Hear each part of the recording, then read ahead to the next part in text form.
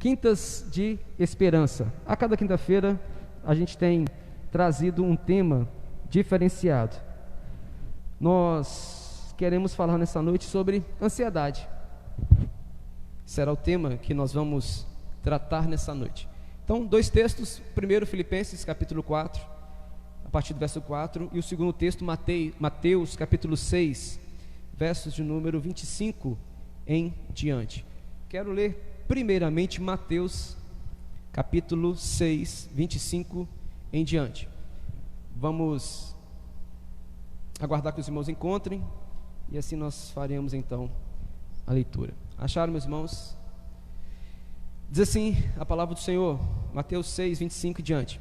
Portanto eu lhes digo, não se preocupem com sua própria vida, quanto ao que comer ou beber, nem com o seu próprio corpo, quanto ao que vestir. Não é a vida mais importante que a comida e o corpo mais importante que a roupa? Observem as aves do céu, não semeiam, nem colhem, nem armazenam em celeiros, contudo, o Pai Celestial os alimenta. Não têm vocês muito mais valor do que elas? Quem de vocês, por mais que se preocupe, pode acrescentar uma hora à sua vida, ou em algumas versões, um côvado à sua estatura?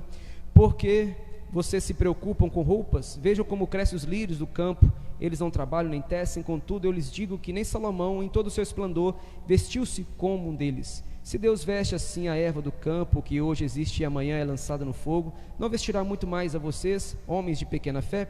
Portanto, não se preocupem dizendo o que vamos comer, ou o que vamos beber, ou o que vamos vestir, pois os pagãos é quem corre atrás dessas coisas, mas o Pai Celestial sabe que vocês precisam delas. Busquem, pois, em primeiro lugar o reino de Deus e a sua justiça, e todas estas coisas lhes serão acrescentadas. Portanto, não se preocupem com o amanhã, pois o amanhã trará suas próprias preocupações, basta cada dia o seu próprio mal. O texto de Filipenses nós vamos ler daqui a pouquinho. Irmãos, nós temos falado então nessas quintas-feiras sobre esse tema esperança. Nós falamos sobre a esperança do cristão, falamos sobre os medos que são fobias, falamos sobre depressão, e hoje nós queremos falar um pouquinho sobre essa ansiedade, essa angústia que muitos têm desenvolvido nos dias de hoje. Por que temos falado isso? Porque nós estamos vivendo dias conflituosos, dias que têm nos tirado da rotina, dias que têm nos feito agir de uma forma diferenciada. Em outro momento nós estaremos aqui com um louvor mais encorpado, com a presença um pouco mais massiva dos irmãos, nós teríamos um momento para abraçarmos uns aos outros, mas nós não podemos em função de um momento adverso, mas nós vamos nos adaptando na medida do possível. Mas o problema todo é que muitas dessas mudanças repentinas, elas trazem um sentimento complicado para cada um de nós. Quando nós falávamos sobre as fobias e sobre os medos, nós pensávamos sobre aquele contexto de que algo poderia acontecer de imediato. Aquele medo que eu tenho de que um acidente venha acontecer, ou de que algo terrível vai acontecer quando meu telefone tocar. Mas esta angústia que nós vamos falar no contexto da ansiedade, ela é algo para frente, algo que nem aconteceu, não tenho garantia de que vai acontecer, mas no meu íntimo eu já tenho aquilo como certo e eu já começo a sofrer por antecipação. Há aqueles que dizem que a ansiedade ela é o mal do século, mas essa frase ela não está muito bem empregada, porque o texto que você leu, Jesus Cristo dizendo para não andarmos ansiosos por coisa alguma. Então poderíamos dizer então que a ansiedade ela é um mal que perdura por todos os séculos, porque não é um problema específico desta geração, é um problema específico da humanidade, que tem medos, que tem os seus pânicos, que tem a sua forma de lidar e de reagir frente a uma situação contrária e adversa. Jesus Cristo ele vai nos ensinar então como atravessar esses momentos da dificuldade, esse momento da ansiedade. E depois a gente vai fechar esse assunto usando um texto de Paulo, escrevendo aos Filipenses, falando sobre esse mesmo contexto e praticamente parafraseando aquilo que Jesus Cristo disse aqui. E a ansiedade, meus irmãos, esse sentimento então incontrolável, essa forma de estrangulamento, conforme é o original da palavra grega, nós vamos encontrar muitos teólogos trabalhando essa definição de que a ansiedade ela pode ser definida na origem da sua raiz grega, que é estrangulamento, sufocamento. É a sensação daqueles que desenvolvem esse tipo de medo, esse tipo de desestruturação emocional, psíquica, muitas vezes. Esta ansiedade, então, é uma doença que não escolhe uma pessoa ou um público-alvo. Os brancos, negros, os altos, baixos, os novos, os velhos, as crianças, todos podemos ser, em um momento da nossa vida, levados a ser envolvidos por problemas que vão nos levar, então, a sofrer com ansiedade. E da ansiedade, então, se avolumam as doenças psicossomáticas, e os ansiosos, eles têm sudorese, suam demais, transpiram demais, perdem a sua fala em um momento que precisam expressar alguma coisa, eles então se tornam pessoas sintomáticas, porque desenvolvem uma reação em seu próprio corpo, exteriorizando aquilo que eles estão sentindo lá na sua alma. Calor, calafrios, dificuldade para engolir, uma sensação de pânico, são diversas, eu não sei se bem a palavra é classificação, mas são diversas patologias, vamos assim dizer. Nós não somos da área médica, mas é aquilo que a literatura vai nos mostrar. Mas existem certamente muitas pessoas que estão sendo asfixiadas pela ansiedade, porque não sabe lidar com aquilo que vai vir, não sabe lidar com aquilo que pode vir a acontecer e não sabe lidar com algumas questões básicas da sua própria existência. Mas Jesus, ele está querendo dizer aqui nesse contexto do Evangelho algo muito específico. Ele está trabalhando primeiramente dentro do contexto do Sermão do Monte. E qual era esse contexto? Os judeus, eles esperavam um Messias que viesse sentado no cavalo branco para destronar o Império Romano, que dominava boa parte do mundo que era conhecido da época. Mas de repente vem um Jesus Cristo que começa no seu Sermão do Monte ali, depois de ser batizado, depois de ser levado a ser tentado pelo Espírito, e ele começa a ensinar para aquelas pessoas que ali estavam quais eram as características ou o que precisaria ter alguém que quisesse se tornar um cidadão do céu. Porque o reino que Jesus Cristo estava inaugurando não seria um reino que pudesse fazer frente ao Império Romano ou destituir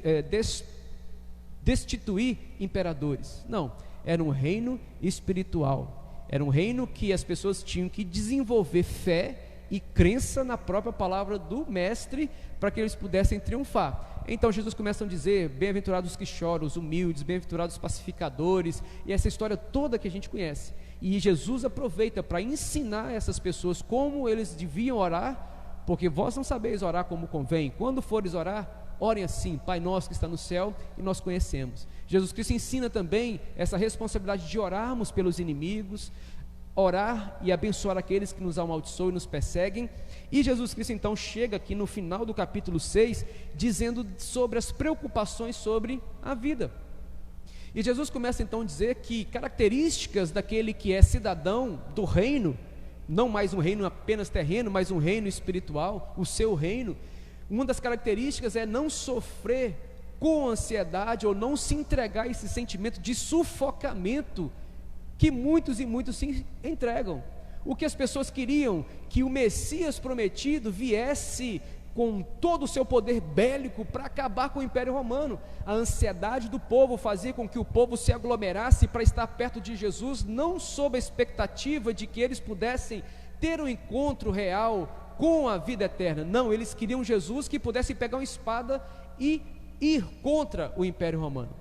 E Jesus Cristo então, olha, começa a trabalhar na sua mente aí, porque se você quiser ser cidadão deste reino que eu tenho para vocês, vocês precisam cuidar da vida de vocês, mas não sofrendo patologicamente com esse sufocamento que as questões mal resolvidas ou os medos vão trazer sobre a vida de vocês. Não andeis ansiosos por coisa alguma. E Jesus Cristo ele vai dar vários exemplos contidos na natureza, porque era mais fácil a visualização dos seus discípulos, daquela multidão que eles estavam, para que eles pudessem compreender o tamanho do amor de Deus e a desnecessidade de trabalhar a ansiedade, a desnecessidade de viver de modo onde a ansiedade pudesse tomar conta da vida então daqueles que ali estavam.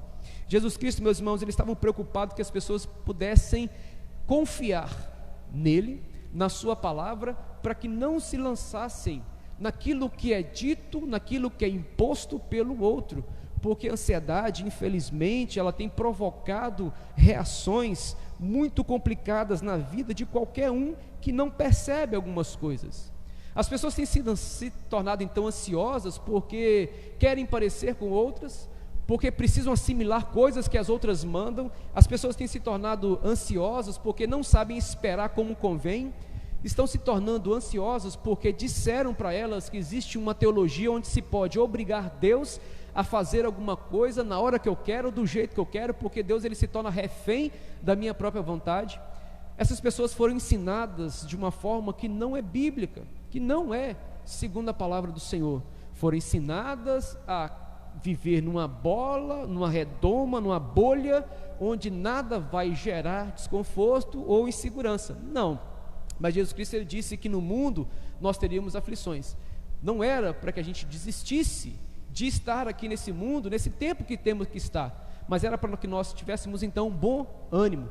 E a ansiedade ela vem justamente tirar o nosso bom ânimo, porque a ansiedade ela nos sufoca, tira a esperança de que o Senhor está no controle das coisas, tira a visão de que um problema não formado se torna um problema no coração daquele que sofre por ansiedade, porque eu já estou antecipando algo que pode vir a acontecer. Então, meus irmãos, nós precisamos pensar, com base em Jesus, o que fazer para não nos lançarmos nestas questões da ansiedade.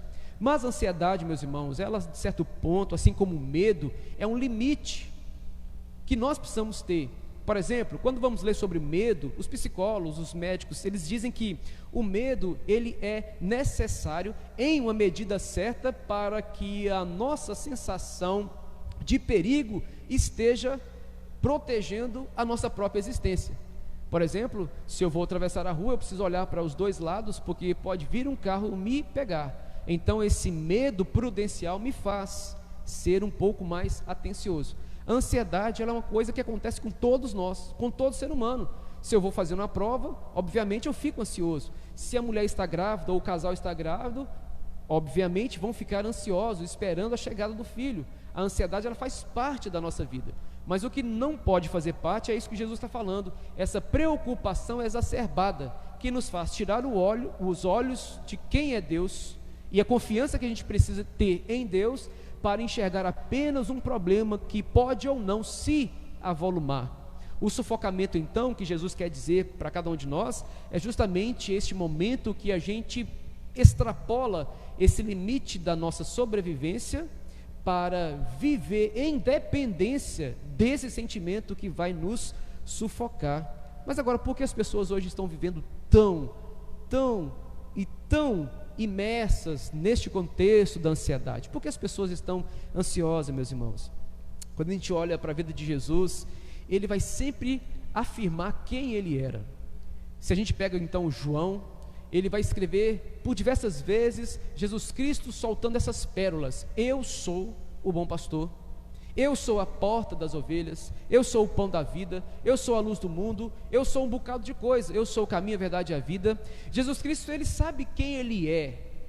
Então ele não se deixa, por exemplo, se tornar uma pessoa angustiada e nem sofrendo de ansiedade, porque ele sabia quem ele era. Ele era o unigênito de Deus, que tinha uma missão a ser cumprida aqui na terra, e ele devia então passar por essas dores e esses sofrimentos.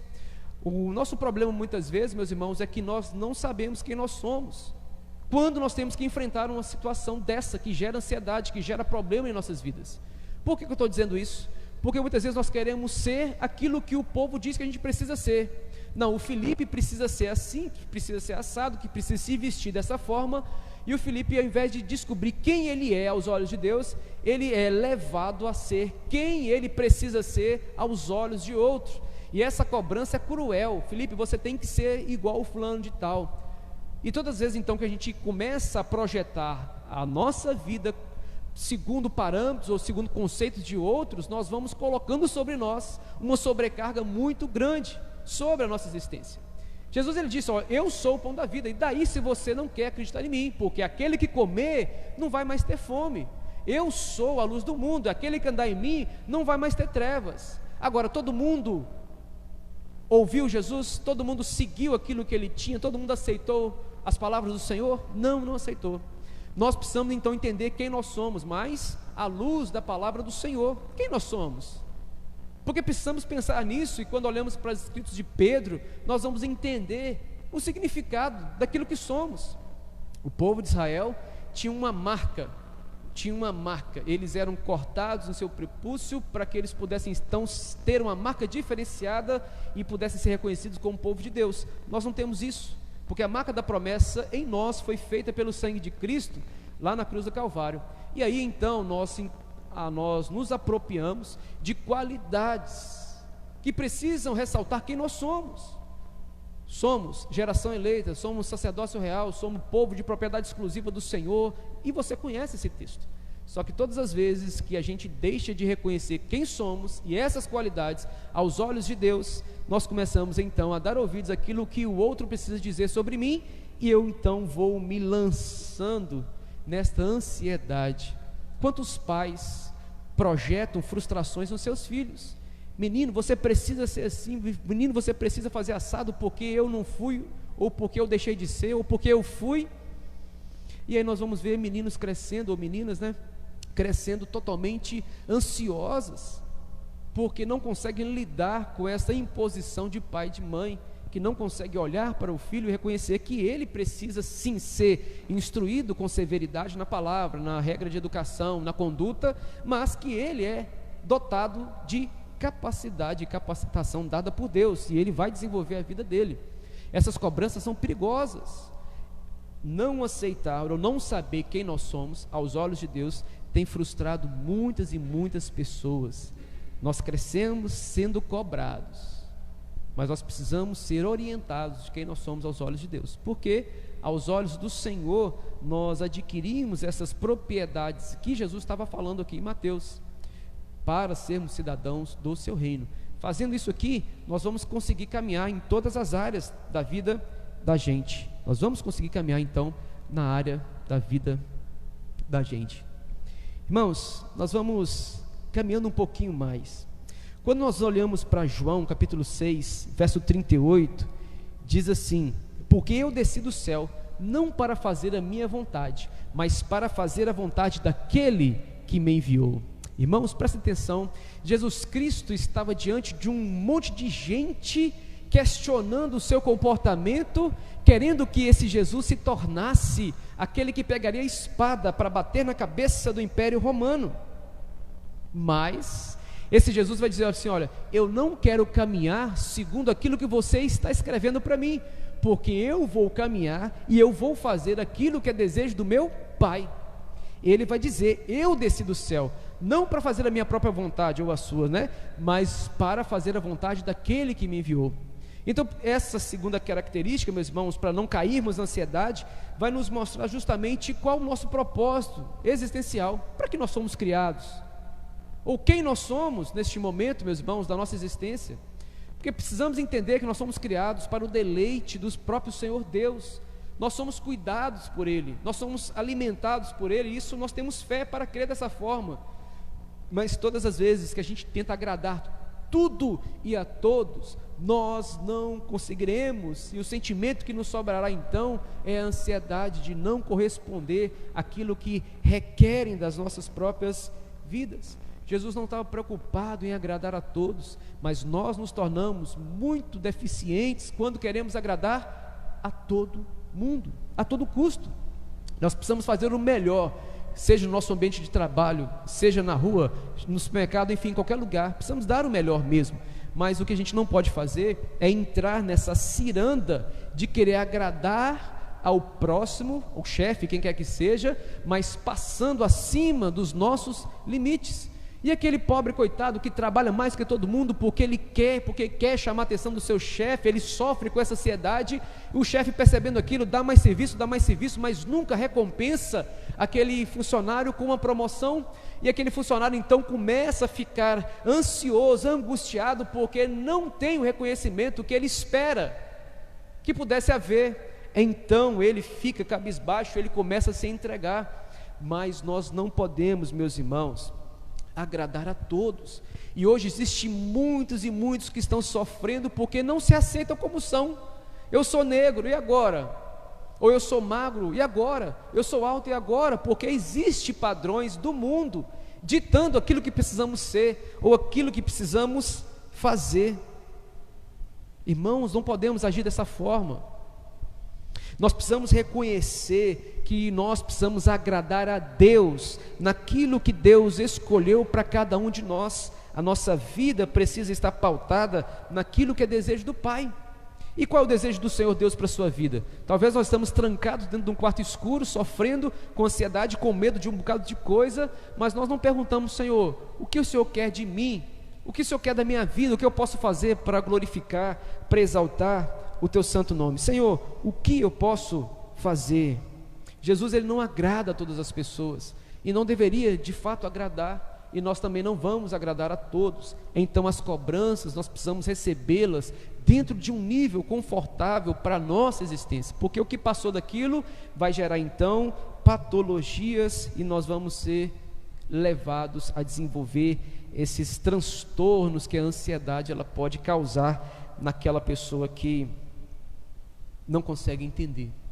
Hoje as pessoas postam uma foto no Facebook ou no Instagram, que virou modinha, e elas angustiadamente, ansiosamente, querem entrar de 5 em 5 minutos para ver quantas pessoas curtiram, para ver quantos comentários ali estão, e a preocupação desse povo gira em torno desta exposição e essa aceitação de outros em relação a quem ela parece ser, se expondo nas redes sociais.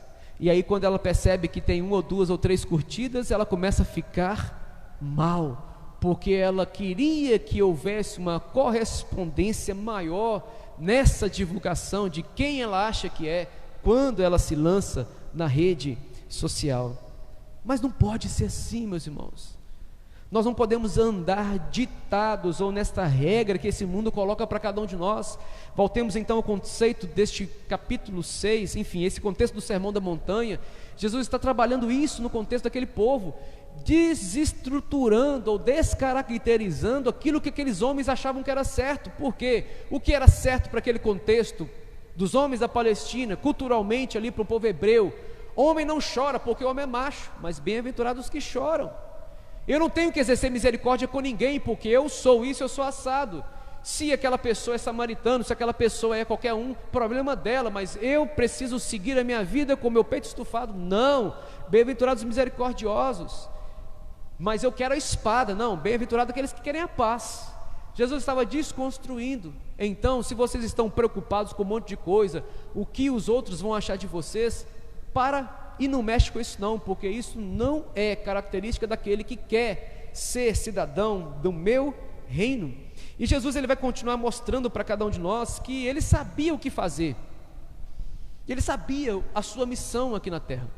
Naqueles momentos angustiosos do Senhor Jesus, ali no final do seu ministério terreno, ele, naquele momento de dor e aflição: Pai, afasta de mim esse cálice. Mas Jesus não dá espaço para aquilo virar uma reticências e não, ele já, não, mas seja feita a tua vontade e não a minha. Jesus estava começando a sofrer esse processo de angústia, obviamente, ele chega a suar sangue, mas ele não se entrega a morrer daquela forma, porque ele sabia da sua missão, ele sabia daquilo que ele tinha que realizar aqui na terra. Mas as pessoas não estão realizando aquilo que Deus quer, porque estão entregues a essa ansiedade de querer ser ou parecer ou andar segundo aquilo que o mundo tem para cada um de nós. Nossa briga ou nossa luta em busca desta forma tão perfeccionista de ser para agradar a terceiros tem tirado esta capacidade de nós percebermos quem nós somos, realizações que nós podemos fazer. E no contexto da igreja a gente vê muito isso. Uma pessoa, por exemplo, não tem o dom para cantar, aí nós queremos colocar na marra: não, você vai cantar porque está precisando, vai cantar, mas não é a vocação, não é o desejo, não é a área, não é a realização de uma pessoa, por exemplo, um dom, cantar. Mas a gente mata essas pessoas quando a gente coloca elas aqui na frente, porque a gente não sabe o que essas pessoas passam lá dentro das suas casas, angustiadas e ansiosas, porque não querem fazer, porque não têm vocação, mas nós estamos matando, porque tem que fazer, porque é para o Senhor. Não, até para usar os dons e os talentos que o Espírito Santo reparte à igreja, nós temos que ter maturidade, cada qual no seu quadrado, vamos dizer assim no português bem claro. Então o Espírito Santo que concede dons a um para cantar, outros para tocar um instrumento, outros para pregar, outros para ministrar. Então a igreja também não pode fazer coro ou fazer pressão para que pessoas se sintam ansiosas dentro da própria casa do Pai. Não podemos, meus irmãos. Só para não pararmos para pensar que são situações que acontecem muito no nosso contexto eclesiástico. Nós forçamos pessoas que não têm aptidão para determinadas coisas e nós queremos depois exigir delas. E aí essas pessoas podem desenvolver também crises e crises de ansiedade que não acabam mais. Não podemos, mas muitas vezes fazemos. Então o que Jesus quer dizer para cada um de nós nesse contexto aqui é justamente isso: o cidadão que quer morar com o Senhor na eternidade, este soldado que está se arregimentando no exército do Senhor Jesus Cristo, precisa perceber que as preocupações não podem ser maiores do que a fé e a confiança no próprio Senhor, porque Jesus ele vai começar a dizer que a ansiedade é uma coisa inútil. É inútil viver ansioso por coisa alguma, porque Jesus vai falar: olha, quem pode acrescentar um côvado à sua existência? Mais ou menos 45 centímetros, ou é essa medida daqui até aqui, mais ou menos 45 centímetros. Quem pode acrescentar 45 centímetros na sua vida, por mais ansioso que você esteja? O que Jesus queria dizer é que essa ansiedade, ou esse sofrimento exacerbado de uma forma tão rude, ela é inútil, porque não faz com que nada aconteça de bom para cada um de nós. Eu sei que eu tenho uma prova para ser feita daqui a 3 meses, hoje eu já estou sofrendo, imagina então no final dos 90 dias, como o meu psicológico estará. Eu lembro, meus irmãos, quando eu fui fazer a prova da ordem, existe aquela pressão, você tem que passar, você tem que passar, você tem que passar. O chefe cobra, a família cobra. O meu irmão já tinha passado na prova da OAB, eu não tinha passado, e eu estava com a matéria toda fresca. Eu nunca fui um péssimo aluno, sempre fui bom aluno, mas de repente, quando eu fui fazer aquela prova, descobri que eu tive então uma crise de ansiedade. Matéria que eu dominava, que eu fiz pós, eu não consegui fazer a prova, porque eu estava tão nervoso, porque eu queria parecer para um, parecer para outro, porque eu estava tão agitado dentro de mim mesmo, porque eu já estava sofrendo tanto tempo com antecedência, que eu estava a ponto de dar um piripaque dentro daquele momento da sala de aula. Eu estava suando frio, tremendo. Resultado, não passei na primeira vez que eu tentei. E aí, o medo persiste. Bem, se eu já me sentia preparado logo depois de sair da faculdade, e agora que já se passaram 6 meses? E agora? Mesmo estudando, mesmo preparação. Mas aí a gente precisa voltar nossos olhos para a palavra do Senhor, para entender justamente isso, que essa ansiedade por aquilo que pode vir a acontecer é inútil. Então, estuda com calma. Na véspera da prova, não quis nem saber de estudar, fui para o Parque Ipanema, na cidade lá, ficar tranquilo, resfriando a cabeça para poder chegar no momento da prova e lembrar daquilo que eu havia estudado. E aí, fiz aquilo que deveria ter feito antes, ficar tranquilo e convocar o Espírito Santo para me fazer lembrar daquilo que eu havia estudado. O Espírito Santo não é mágico para colocar aquilo que você não estudou na sua cabeça, mas ele pode te fazer lembrar. E é assim que o Espírito Santo ele trabalha conosco.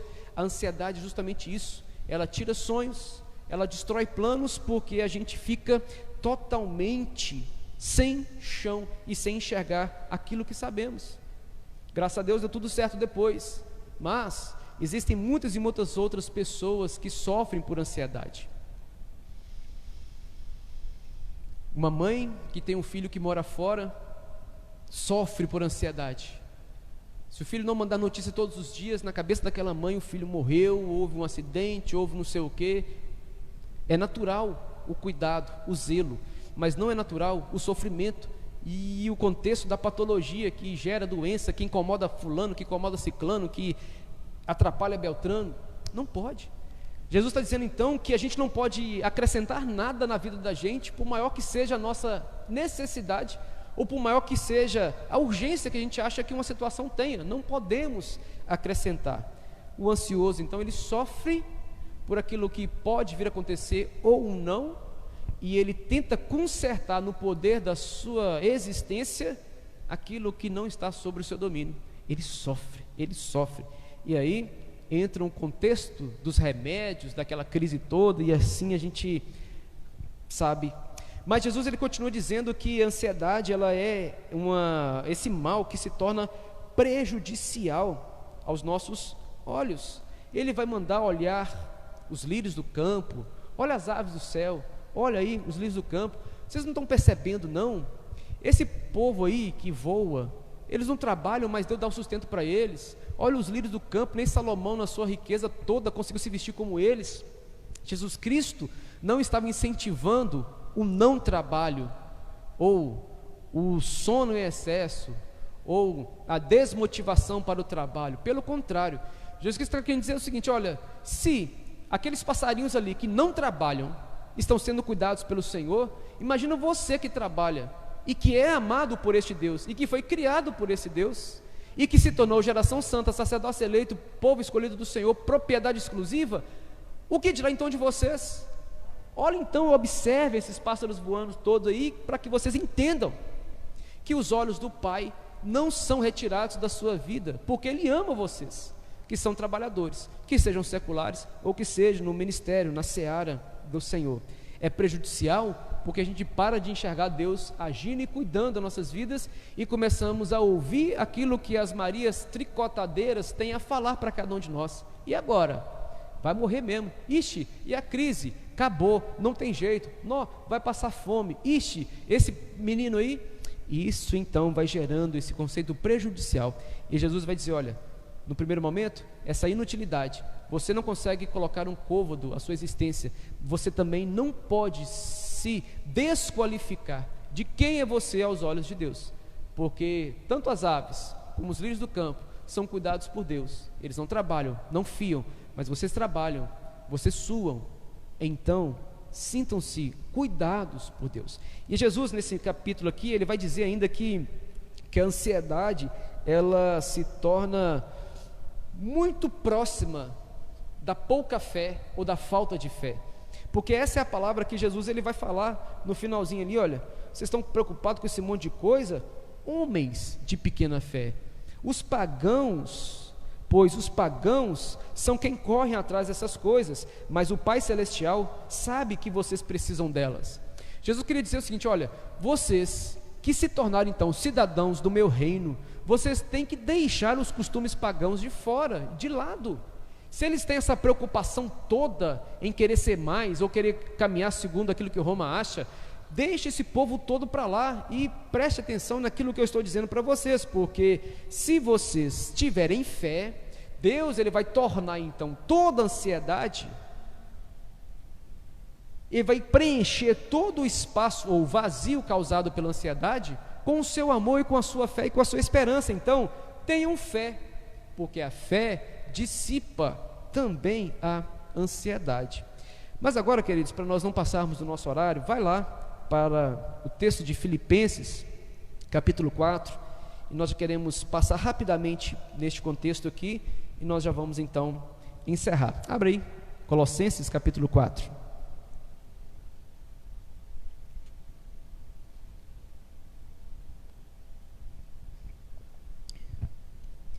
A partir do verso 4 diz assim: alegre-se sempre no Senhor. Novamente vos digo, alegre-se. Seja a amabilidade de vocês conhecida por todos. Perto está o Senhor. Não andem ansiosos por coisa alguma, mas em tudo, pela oração, por súplicas, com ação de graças, apresente seus pedidos a Deus, e a paz de Deus, que excede o entendimento, guardará o coração e a mente de vocês em Cristo. Paulo então vai dizer essa mesma frase do Senhor Jesus: não andeis ansiosos, e ele vai acrescentar: por coisa alguma. Paulo então ele estende o leque, não só aquela preocupação em comer e em vestir, mas também todas as outras provações das suas próprias vidas. E ele vai dizer no verso 6: não andem ansiosos por coisa alguma. Quando nós olhamos então, meus irmãos, para este texto, Paulo ele quer nos mostrar uma cura para a ansiedade. E nós temos dito aqui, meus irmãos, que nós somos a favor que os irmãos, servos do Senhor Jesus, procurem tratamento psiquiátrico, psicológico, médicos, terapêuticos. Nós não somos contra, em hipótese alguma, porque nós entendemos que esses profissionais são aliados no tratamento, no combate dessas doenças psicossomáticas. O que a gente não recomenda, em hipótese alguma, é deixar que a Bíblia Sagrada não tome o seu lugar de primazia como deve ser. É o que eu ouvi de testemunho outro dia: olha, você vai tomar o remédio, mas ore para que o Senhor faça com que esse remédio seja bênção na sua vida. É mais ou menos isso. Nós não descartamos a ajuda de profissionais, mas também nós não podemos deixar que essas verdades e preciosidades não sejam verdades para a nossa vida. Então Paulo, ele vai colocar aqui como se fosse uma receita, um receituário para aquilo que precisamos fazer para sairmos deste contexto e vencermos a ansiedade. A primeira coisa então que ele vai dizer é que nós precisamos fazer conhecidas de Deus toda a nossa ansiedade. De que forma? Através de oração, de súplicas, de ação de graças, de petições. Paulo, meus irmãos, ele queria mostrar para cada um de nós que a ansiedade, ela precisa ser tratada com oração. Se Jesus, no capítulo 6 de Mateus, ele está ensinando também os seus discípulos a orar, neste contexto aqui de Filipenses 4, Paulo também está ensinando o seu povo a orar, porque ele está falando assim: olha, não basta você fazer aquela oração genérica, faça mal, faça bem, amém. Não, Paulo está dizendo assim: olha, fazer conhecido do Senhor, a sua oração, súplica, ou seja, sabe aquele momento da oração generalizada? Senhor, Tu és maravilhoso, Tu és bom, então cura a minha ansiedade, me dá paz do coração, amém. A súplica é aquele momento mais intenso que nós temos com o Senhor, aquele momento de peleja mesmo: Senhor, eu preciso de uma resposta, me ajuda, esse negócio está me sufocando, e eu sei que isso não pode ser do Senhor, porque tudo aquilo que o Senhor fez é bom, eu pertenço ao Senhor, então me ajuda. Súplica, aquela oração mais calorosa, aquela oração mais aberta, vamos assim dizer, com o coração rasgado na presença do Pai. E aquela oração de ação de graças é justamente aquela oração reconhecendo o poder de Deus. Senhor, o Senhor fez tantas obras poderosas no Antigo Testamento, o Senhor fez tantas obras gloriosas no Novo Testamento, o Senhor fez tantas obras poderosas ao longo da história, o Senhor fez tantas obras boas comigo, o Senhor me resgatou, eu te dou graças por isso, meu Senhor, mas me ajuda nos meus momentos de angústia. Mas qual é a nossa dificuldade? É não fazer conhecida do Senhor justamente aquilo que precisa ser conhecido de Deus. Obviamente Deus conhece todas as coisas por causa da sua onisciência, mas Ele quer ouvir de cada um de nós isso que precisamos apresentar a Ele. Senhor, eu preciso do Senhor. É o fato que a gente precisa então orar de uma forma correta, expondo realmente para Deus tudo o que nós precisamos. Mas agora no verso 8, Paulo vai dizer: olha, finalmente, irmãos, tudo que for verdadeiro, tudo que for nobre, tudo que for correto, tudo que for puro, tudo que for amável, tudo que for de boa fama, se houver algo digno de louvor e excelente, pensem nessas coisas. Mas qual é o problema do ansioso? É que o ansioso, ou aquele que sofre de ansiedade, não consegue pensar em nada que é bom, nada que edifica, nada que é de boa fama e nada que pertence a Deus. Percebe isso? O ansioso sofre de ansiedade, mas ele quer alimentar a doença dentro do seu coração. Então, se o problema dele é um estresse que ele vem desenvolvendo por causa de, por exemplo, um filho que mora longe em uma região problemática, o que essa pessoa quer fazer? Buscar na internet notícias sobre a região perigosa que o seu filho mora. Então ele vai abrir lá e vai ver assim: facada em fulano de tal, em tal local, e ele vai ver aquele monte de desastre, porque a cabeça dele está focada por causa de uma doença, e ele só quer então se alimentar daquilo. Quando falamos sobre as fobias na semana passada, nós falávamos sobre isso. O povo que liga a televisão nesses programas aí de Datena, esse povo todo aí, baque não sei o que só fala de morte, de depressão, que sei quem matou, não sei, aquela coisa que enoja, e as pessoas só ficam se alimentando disso, depois se trancam num quarto, depois precisam do Rivotril para conseguir viver, ou sobreviver, ou vegetar, melhor dizendo. Paulo está dizendo: olha, vocês precisam, além de orar, dessa forma, apresentando todas as coisas para Deus. E qual é a forma que vocês precisam orar? Orando, reconhecendo que precisamos viver segundo a palavra do Senhor, e Ele vai dizer, olha, tudo que for nobre, tudo que for correto, tudo que for puro, tudo que for amável, tudo que for de boa fama, tudo que for de excelência, nisso pensai. Mas o ansioso, ele tem dificuldade de ir ao Salmo 37 no momento da sua crise, quando ele está entrando naquela crise de ansiedade, sofrendo por alguma coisa que nem aconteceu, ao invés dele procurar, por exemplo, refúgio no Salmo 37, confia, alegre-se, lance sobre o Senhor, aí eles vão ficar, não conseguem. Ao invés de ir para o texto de Pedro, lançando sobre ele toda a nossa ansiedade, porque ele tem cuidado de nós, não conseguimos. Então, além de orar, precisamos saber o que orar, que são as verdades do Senhor, e Paulo vai trazer isso para cada um de nós. Tudo que é lícito de boa fama, em tudo isso nós precisamos então pensar nisso. Irmãos, é o que nós precisamos. O povo tem sofrido porque vai para a internet, Facebook e essas coisas todas. Tem um negócio do diabo agora chamado TikTok, que tira tempo precioso de pessoas para buscar o que é lícito, o que é puro, o que é amável, o que é de boa fama, o que é excelente. As pessoas descartam tudo o que é bom em função de tudo aquilo que é mal, e Satanás, ele tem trabalhado pesado nisso, para dar a você e a mim alimento para causar uma indigestão, que vai gerar em cada um de nós esses sentimentos todos que nós temos falado. É muito difícil nós baixarmos aplicativos que vão nos lembrar de ler a Bíblia, aplicativos que vão nos fazer cantar louvores, muito difícil.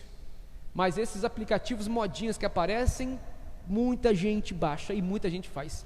Pais não cantam hinos com seus filhos, mas cantam músicas seculares, reproduzindo artistas que não poderiam, enfim, me permita não exceder o bom senso aqui, mas eu quero que a gente faça um paralelo naquilo que Paulo está dizendo, parafraseando o próprio Senhor Jesus Cristo. Qual é a característica daquele que é cidadão celestial?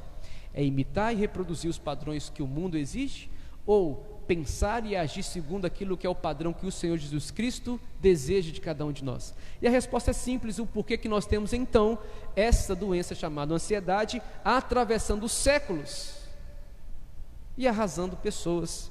Mas eu quero terminar então no verso 9 aqui do capítulo 4, quando Paulo vai dizer: ponham em prática tudo o que vocês aprenderam, receberam, ouviram e viram de mim, e o Deus de paz estará com vocês. O que Paulo está dizendo aqui? Não adianta orar e fazer conhecida do Senhor orações, súplicas, petições, ação de graças. Não adianta pensar naquilo que é puro, aquilo que é bom, aquilo que é de excelente, se nós não colocarmos em prática. Então, meus irmãos, lutando contra essas doenças todas, é necessário colocar em prática aquilo que temos aprendido com base na palavra do Senhor. Não é determinar nada para Deus, mas saber orar como convém. E eu volto naquele mesmo contexto de Mateus 6, quando Jesus ensina aquele povo a orar: vós, quando fores orar, oreis assim. E ali está então a nossa regrinha básica de como nós devemos orar. E Paulo então, ele está falando que é uma atitude que precisamos ter frente a essa situação toda que Satanás tem tentado colocar para cada um de nós. Percebe, meus irmãos, que nós precisamos agir. E aí ele vai falar aqui no finalzinho aqui: e o Deus de paz estará com vocês. E aí no verso 7 ele vai dizer ainda: e a paz de Deus, que excede todo entendimento, guardará o coração e a mente de vocês. E aí, ouvindo a ministração do Augusto Nicodemos, ele vai dizer que esse contexto do guardará é um termo militar lá nas fontes, do grego.